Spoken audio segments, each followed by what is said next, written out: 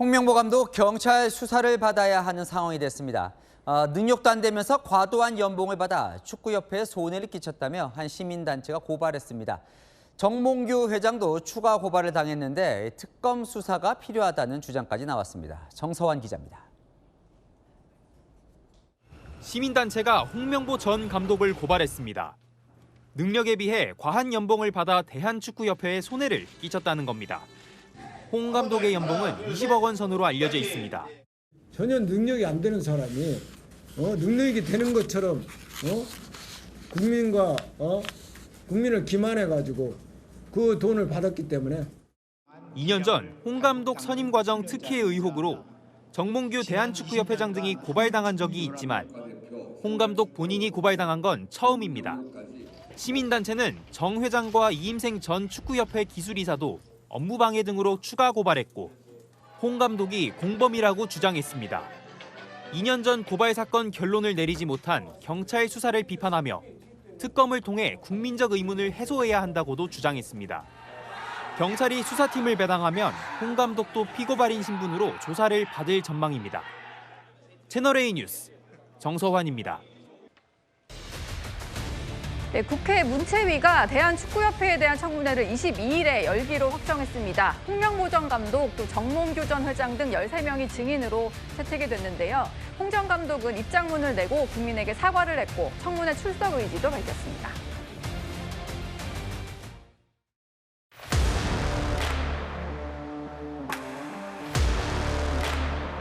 대한축구협회 현안 관련 청문회와 관련하여 증인은 정몽규 전 대한축구협회장, 홍명보 전 축구 국가대표팀 감독 등 총 13인이며 참고인은 박지성 K축구혁신위원회 공동위원장 등 총 10인으로 증인 및 참고인들의 출석을 요구하는 것에 대해 이의 없으십니까? 가결되었음을 선포합니다.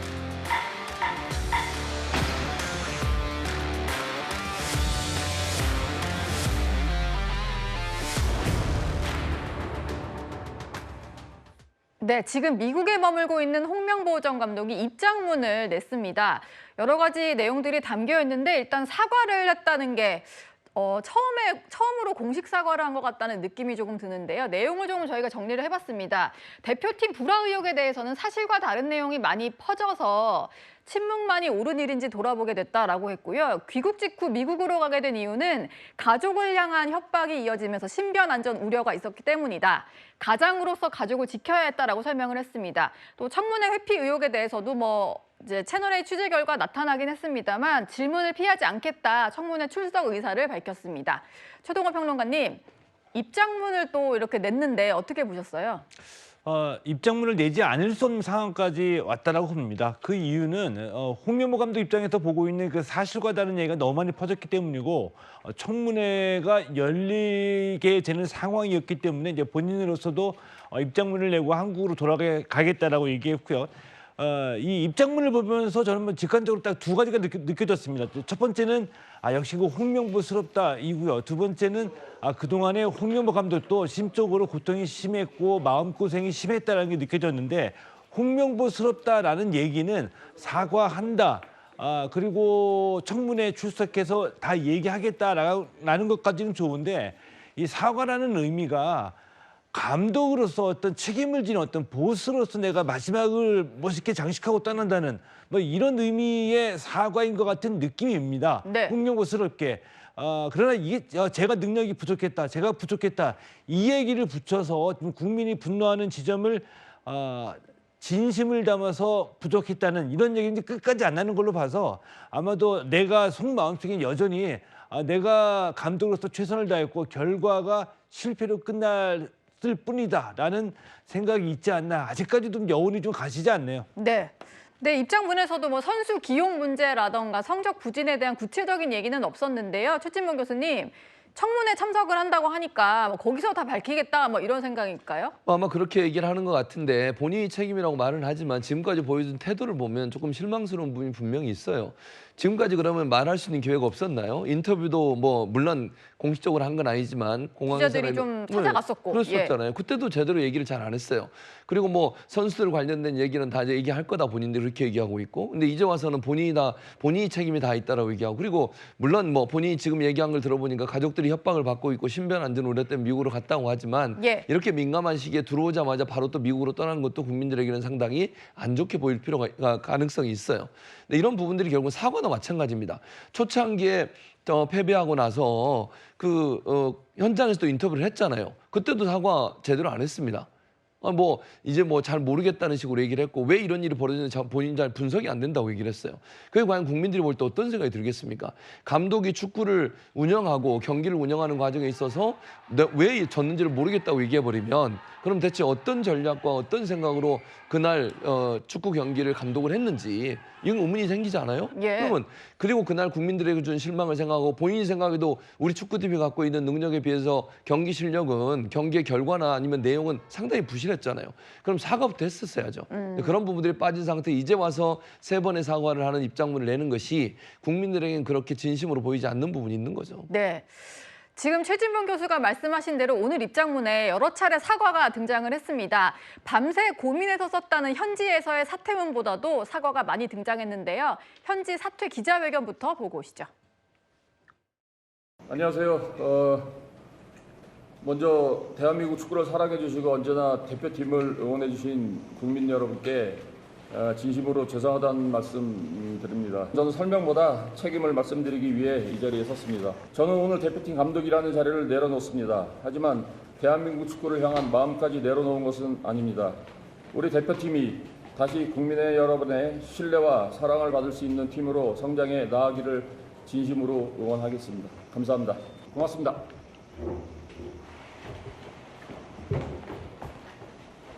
네, 저 당시에도 죄송합니다라는 말을 하긴 했습니다만 오늘 입장문에서처럼 이렇게 사과 3번이나 사과를 언급했거든요.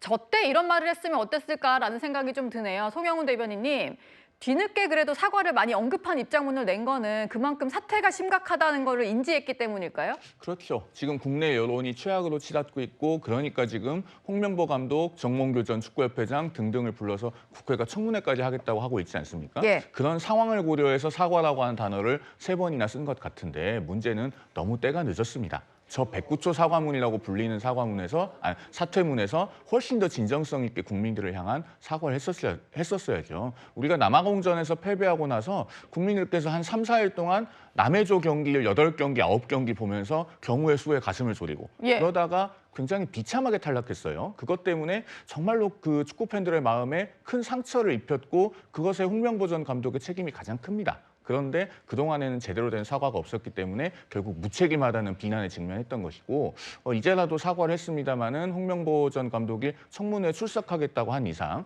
출석하게 되면 조금 더 국민들에게 진정성 있는 태도를 보이는 것이 필요하지 않을까 하는 생각이 듭니다. 예. 청문회 개최가 확정된 오늘 홍 전 감독이 출석 의지를 재차 밝혔습니다. 하지만 증인으로 채택된 것은 홍명보 전 감독뿐만이 아닌데요. 일단 가장 중요한 게 정몽규 전 회장이 있고 이임생 전 기술총괄 이사도 증인으로 채택이 됐습니다. 최동호 평론가님, 이임생 전 이사 같은 경우는 캄보디아로 간 상태고요. 정몽규 전 회장도 전직이다 보니까 출석 다들 할까요? 정몽규 회장은 뭐 국민적인 이 지탄과 관심을 모으고 있는 사안이기 때문에 뭐 불출석하기는 어렵지 않을까 하는 생각이 들고요. 예. 제 예상으로는 저도 이제 홍명보 감독이 그 LA 떠났을 때도 뭐 좀 가족이 있으니까 LA 갈 수는 있다. 그러나 이 청문회는 참석할 것으로 예상했었거든요. 이임생 전 기술총괄 이사도 지금 캄보디아에서 있는데.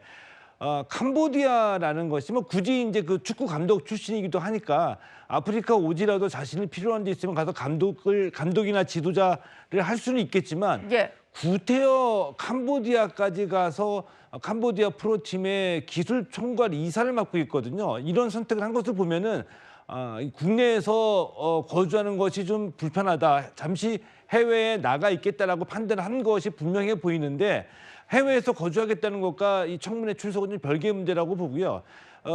이 참석하리라고 봅니다. 예, 참석하리라고 보신다. 근데 축구협회가 오늘 낸 입장문에 이런 표현이 등장을 합니다. 청문회 개최에 최대한 협조하겠다.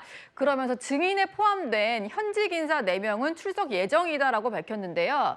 현직 인사가 이렇게 됩니다. 김병지, 이용수 부회장 뭐 등등이 있는데요. 그러다 보니까 정몽규 전 회장은 전직이잖아요. 송영훈 대변인님. 전직 인사에 대해서는 우리는 뭐 책임이 없다 뭐 이렇게 좀 들리기도 했는데 뭐 제가 너무 과하게 해석을 하는 걸까요? 아니 문면상 그렇게 해석될 수도 있기 때문에 여기에 대해서는 정몽규 전 축구협회장이 내가 청문회에 나가겠다라고 명확하게 밝혀서 논란을 정리하는 것이 필요하다고 봅니다. 그리고 사실 이 청문회 자체에 대해서 효용성에 대해서 저는 좀 의문이 있어요. 앞서 홍명보 전 감독도 기왕에 청문회를 하기로 한 이상 나와서 진정성 있는 입장을 밝히는 것이 필요하다고 말씀을 드렸지만 예. 사실 우리 국회의원들이 축구에 대해서 알면 얼마나 아나요? 평생 동네 축구, 조기 축구 합해서 몇 게임이나 뛰어보셨는지 모르겠습니다. 현실에서의 축구는 위닝 11 게임하고는 완전히 다른 것이거든요. 네. 그리고 사실 이번 남아공 월드컵, 북중미 월드컵에서 한국 대표팀의 실패는 감독 선임의 실패인데 그러면은 세계적인 유수의 지도자로 어떤 사람들이 있고 우리가 데려올 만한 감독이 누가 있는데 그 사람들을 못 뽑고 홍명보 감독을 뽑았는가 이런 것에 관해서 국회의원들이 송곳 질문을 할 수 있어야 돼요. 그런데 과연 문체위에 속해 있는 국회의원들 중에 잉글랜드 프리미어리그 감독 5명 이상 이름 될 수 있는 국회의원이 몇 명이나 있는지 모르겠습니다. 월드컵 엔트리가 26명인데 예. 프리미어리그 감독 5명 이상 즉석에서 이름 될 수 있는 국회의원이 26명은 있어야 그런 청문회를 할 수 있는 것 아니겠습니까? 그래서 이런 청문회가 정말로 그 축구협회 관계자들이나 축구인들을 불러놓고 고성을 지르면서 쇼츠만 뽑는 그런 청문회가 되지 않기를 바라는 마음이 있습니다. 예. 그리고 지금 국민의힘이 국회 원구성 협상이 결렬되면서 참여하지 않기 때문에 반쪽 청문회가 될 것 같습니다. 또 올 수도 없는 손흥민, 황희찬 선수를 참고인으로 불러놔서 맹탕이 되지 않을까 이런 걱정도 좀 들기는 드네요. 곧 진행될 청문회에서는 아마 홍명보 전 감독의 선임 과정이 가장 큰 쟁점이 될 것 같습니다. 2년 전에 홍 전 감독 선임 과정에 참여했던 전력강화위원이 채널A와 만나서 당시 상황을 설명했습니다. 히딩크 감독이 한국에서 성공했던 이유가 무엇인지 이제 오히려 저에게 물어봤었고 본인이 받던 연봉의 절반 정도는 줄이고 올 생각을 충분히 하고 있었고 그때 당시 정몽규 회장한테까지 올라간 걸로 알고 있어요. 제가 받은 답변은 재정상 협상이 어려웠다, 세금 문제였다라고 이제 전달을 받았는데. 얘기를 들어보니까 좀 황당하긴 한데 물론 전력강화위원회 주장이고 좀 더 내부적으로 들여다봐야 되겠지만요. 제시 마치 감독 이번에 캐나다 감독으로 이제 선전한 거 다들 기억하실 겁니다. 연봉을 절반 정도 줄이고 대표팀에 올 생각을 하고 있었는데 그게 보고서까지 올라갔지만 불발이 됐다라는 겁니다. 최동원 평론가님. 이거 참 안타까운 일인 것 같은데 어떻게 이런 일이 있을까요? 돈까지 깎아서 오겠다고 했는데도요. 이게 불발이 됐나 봐요. 일단 두 가지를 말씀을 드리고 싶습니다. 첫 번째는 그 당시 전력강화위원회에 들어가셨던 분들의, 그러니까 박주호 같은 이 젊은 축구인들을 제외한 이 당시 전력강화위원회 그 멤버의 머릿속에는 국내 감독으로 가야 된다는 생각이 가득 차 있었습니다. 그래서 박주호 위원의 그 증언대로 타당한 이유 없이 그 해외 감독에 대해서는 부정적인 얘기를 많이 했던 것도 사실이고요. 왜 이런 현상이 나타났냐 하면은 2002년 이 한일 월드컵 히딩크 이후에 2006년까지는 국내 감독들이 해외 감독들 영입에 대해서 이 군소리가 없었거든요. 근데 2010년서부터는 이제는 국내 감독들도 월드컵 대표팀을 맡아야 된다는 얘기가 계속 나왔고요. 이 당시에는 국내 감독들의 불만이 일종의 표출되는 시기였습니다. 그래서 전력강화위원회에 참석했던 위원들이 애초서부터 국내 감독 그리고 홍명보 감독을 염두에 두고 전력강화위원회에 참석한 것으로 그 귀결이 되고요. 또 하나는 얼마나 그 전력강화위원회에 참석하셨던 분들의 그 자격이 미달이냐 하면은 회의 도중에 회의 결과를 밖으로 나와서 전화해가지고 언론에다가 알리는 분들도 실제로 있었습니다. 예. 근데 회의 중인데도 회의에 논의되는 내용이 거의 실시간으로 기자들에게 공유되는 일도 있었었는데 이 정도의 어떤 그 의식 가지고 참석했던 분들이 좋은 매듭을 지었을 일이라고 생각할 수는 없겠고요. 그래서 정혜성 전력강화위원장이 홍명보 감독을 1순위로 정몽규 회장에게 추천을 했는데 정몽규 회장의 의중은 외국인 감독이 가 있었기 때문에 이것이 정혜성 전력강화위원장으로서는 본인에 대한 신임을 하지 않는 것으로 판단해서 그 당시에 홍명보 감독을 추천을 하고 정혜성 전력강화위원장은 자리에서 물러났죠. 예. 그리고 뭐 이런 주장도 했는데 최종 후보로 홍명보 감독이 가는 것에 대해서 거수를 했다라고 합니다. 이렇게 중요한 걸 결정하는데 동의하는 사람 손 들어봐라. 갑자기 거수 투표로 바뀌었다. 뭐 이런 주장까지도 했습니다. 축구협회를 향해서 쓴소리를 이어오고 있는 박문성 해설위원은요. 감독 선임 절차를 지적을 하면서 홍 전 감독의 후임으로 벤투 전 감독이 유력하다. 이런 분석을 내놓기도 했습니다. 왜 감독을 이렇게 선임해야 되지? 왜 집 앞에 그 밤 늦은 시간에 빵집을 찾아갔는데 그게 왜 공정한 면접이지? 결과를 위해 과정에서의 절차에서 공정을 무시한다? 우리 사회는 그걸 받아들이지 않습니다. 벤투 감독이 오면 사실 좀 나아질 것 같긴 해요. 그리고 벤투 감독이 뜻과 의지가 분명히 있어서 지원을 한다면 저는 굉장히 유력한 후보가 될 것 같아요. 이미 검증이 됐고 우리가 그 스타일을 알고 있고 본인의 의지도 있다고 한다면 뭐 다른 여러 후보들도 지원할 수 있겠지만 예. 뭐 벤투 전 감독이 유력하다 하더라도 거수 투표는 안 될 것 같고 정당한 절차를 거쳐서 선임이 돼야 될 것 같습니다. 최동호 평론가님, 네, 뭐 축구계에서는 벤투 전 감독이 좀 될 것 같다 이런 얘기들이 많이 나오나 보네요. 벤투 감독이 지원을 하게 되면 당연히 유력한 후보가 될 수밖에 없겠죠. 일단은 카타르 월드컵 16강이라는 검증된 성과가 있고요. 그리고 4년간 우리 대표팀을 맡으면서 한국 선수들에 대해서 누구보다도 잘 파악이 돼 있기 때문에 벤투 감독이 대표팀 감독 공모에 응모한다면 가장 유력한 감독이 될 것은 틀림이 없다라고 봅니다. 그러나 우리가 여기서 또 한 번 만약에 벤투다, 뭐 거스포엣이다, 다른 유명한 감독들 이름을 대면서 이 사람이 낫다라는 것을 이런 논의로 빠져들게 되면은 우리가 지금까지 해왔던 얘기들 또다시 잊어버리고 또 똑같은 실수를 하게 되는 건데 예.